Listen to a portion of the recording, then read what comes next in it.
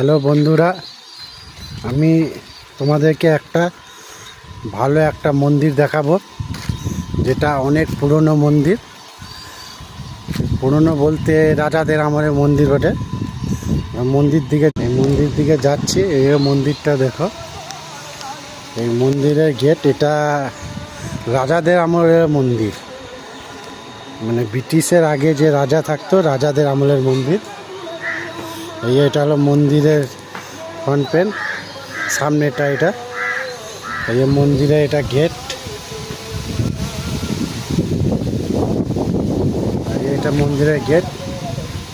মনে হয় এখন মন্দিরে ঢুকতে দেবে না, কিন্তু মন্দিরের ভিতরে আমাদের মহাদেবের মূর্তি আছে, যেটা পুরোটাই পাথরের, দেখতে দারুণ, খুবই সুন্দর।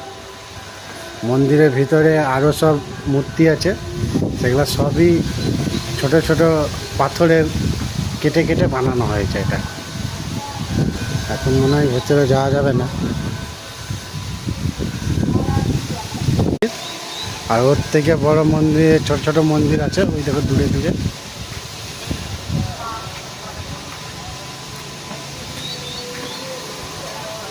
একে আমাদের তামিলনাড়ু, চেন্নাইয়ের পরেই এই মন্দিরগুলো সব এখানকার।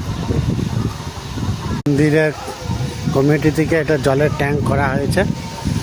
এই জলের ট্যাঙ্কে এখন নিচে ওয়াটার ফিল্টার জল পাওয়া যায়। 5 টাকার কয়েন মেশিনের মধ্যে ভরলে 20 লিটার জল দেয়।